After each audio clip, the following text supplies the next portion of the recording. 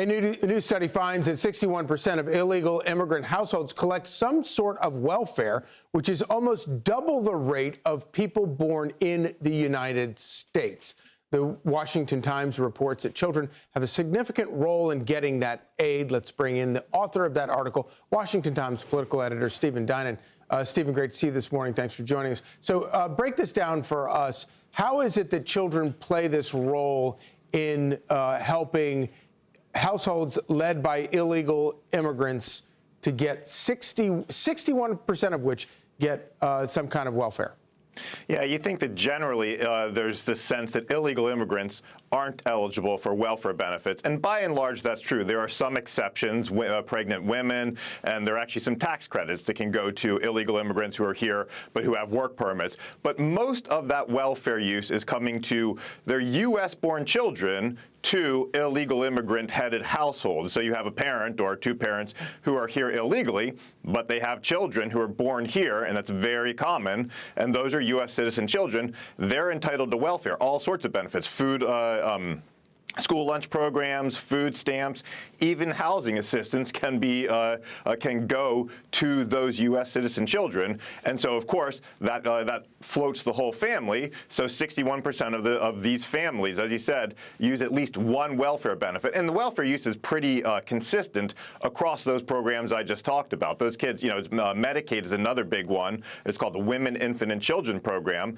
and they're eligible for that as well. So it's the children that are the sort of the access point here.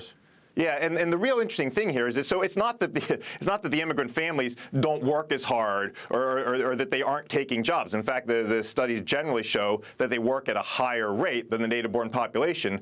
The issue is that most immigrants, or immigrants as a whole, and illegal immigrants in particular, they just are less educated, less skilled. The profile of the illegal immigrant, average illegal immigrant coming, is less skilled, and therefore they're going to need more assistance. They earn less and end up needing more assistance to live and remain here in the U.S. Another thing that's kind of interesting about this is that that the illegal immigrant population is drawing welfare at a higher rate than the legal migrant population.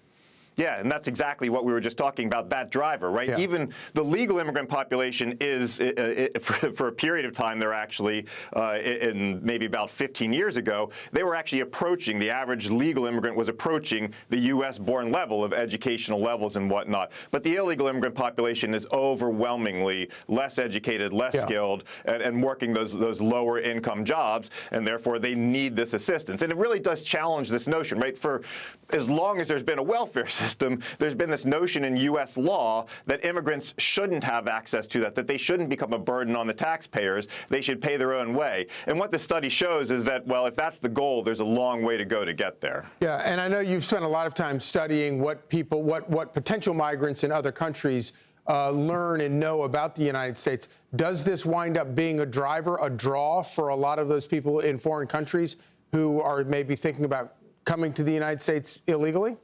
Yeah, to some extent. It's not that they're saying, hey, I'm going to get food stamps if I go to the U.S., but the overall quality of life, the ability to live and remain here, with that support. Yeah. First of all, they see it from relatives who are already here. They're like, oh, they're making it. They have this assistance. We talked about this before. One of the most amazing things is the amount of information that flows back to home countries through social media, letting them know, hey, things are fine. Come on in.